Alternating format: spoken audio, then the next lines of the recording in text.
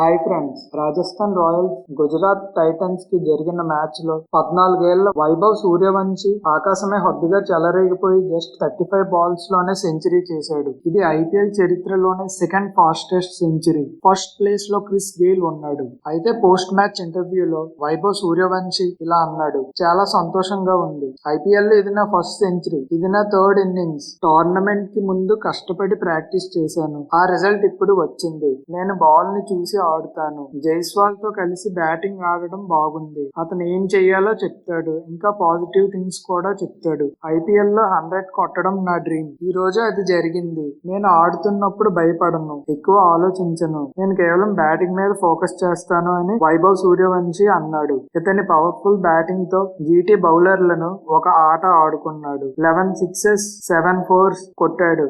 దాంతో just 15.5 overs లోనే Rajasthan Royals GT ఇచ్చిన 210 టార్గెట్ ని చేశారు. కేవలం 14 ఇయర్స్ ఏజ్ లో వైభవ్ సూర్యవంశీ ఇలా బ్యాటింగ్ చేయడం చాలా గ్రేట్. ఇలాగే ఆడితే ఇతను ఖచ్చితంగా త్వరలోనే మన టీం ఇండియాకి ఆడొచ్చు.